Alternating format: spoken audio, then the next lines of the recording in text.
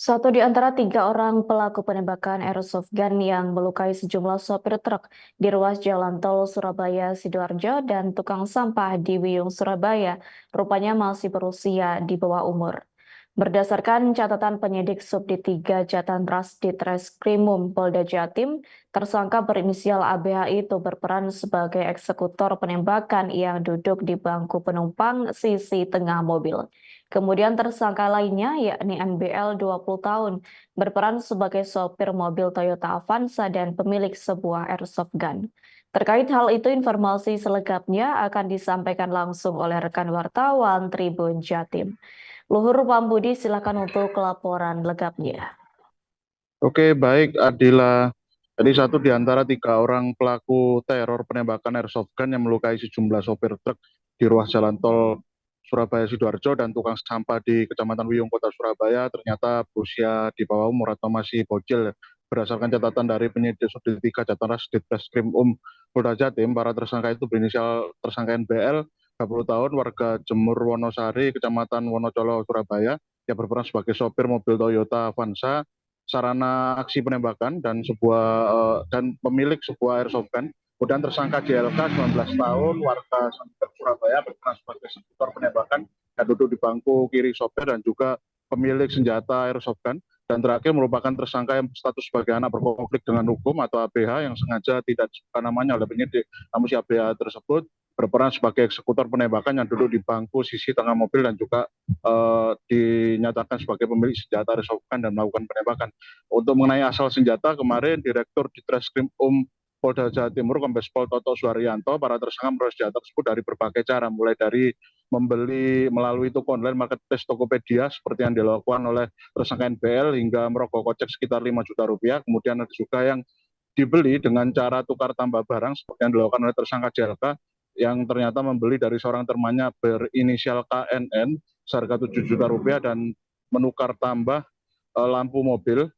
Kemudian tersangka si ABH ini membeli dari tersangka NPL atau tersangka yang pertama yang bertugas sebagai sopir seharga 5 juta rupiah. Kemudian kemarin Toto menerangkan tiga senjata tersebut merupakan senjata airsoft gun yang dipakai para tersangka untuk beraksi melakukan aksi penembakan. Sedangkan saat dilakukan penggeledahan oleh pihak kepolisian di rumah para tersangka juga penyidik berhasil menemukan dua senjata airsoft gun lainnya. Mengenai izin kepemilikan senjata airsoft gun dari para tersangka, Toto menerangkan pihaknya masih mendalami hal tersebut, mulai dari memeriksa pihak ahli yang berkaitan dengan tinjauan hukum atas kepemilikan senjata airsoft gun tersebut. Kemudian soal dijual bebasnya senjata airsoft gun itu di marketplace atau toko online, dan pihak Ditreskrim Polda Jatim sedang berkoordinasi dengan pihak Direktorat Intelkam Polda Jawa Timur. Kemudian mengenai motif, kemarin Toto mengungkapkan bahasanya pihaknya masih akan mendalami dari motif para tersangka ini, namun berdasarkan kesaksian dari para tersangka saat menjalani penyelidikan, eh, para korban atau para tersangka ini melakukan aksi penembakan atau teror ini hanya dilatar belakangi karena iseng belaka. Kemudian untuk pemilihan korban sasaran tembaknya dilakukan secara bebas atau random tanpa adanya kriteria khusus yang bernilai tertentu. Kemudian untuk skill menembak dari para tersangka ini, kemarin kami sempat menanyakan hal itu, ternyata Toto menerangkan para tersangka ini memiliki obsesi melakukan aksi penembakan seperti yang dilakukan oleh figur dalam game online peperangan yang biasa dimainkan oleh mereka melalui komputer. Dan para tersangka yang berstatus sebagai mahasiswa dan pelajar itu memang memiliki hobi bermain game online melalui komputer atau PC. Dan untuk niat jahat yang dilakukan oleh tiga tersangka itu, ternyata aksi tiga orang pelaku penembakan airsoft gun itu memang sejak awal sudah mempersiapkan aksi terornya itu secara matang. Bahkan untuk mengantisipasi pelacakan dari petugas, mereka berupaya untuk memanipulasi plat nopol mobil yang dikendarai mereka sebagai sarana aksi penembakan. Para tersangka mengganti plat nopol mobil Toyota Innova Zenith warna hitam bernopol N999BL yang asli dengan plat nopol L1214 USK palsu. Bahkan tersangka juga menghapus pola angka nomor 1 pada susunan nomor plat tersebut dan menutupinya menggunakan tambahan cat warna hitam, sehingga yang tampak dari plat tersebut cuma susunan tiga angka saja. Tentunya cara tersebut melanggar aturan berlalu lintas karena mengaburkan pendeteksian kamera tilang elektronik.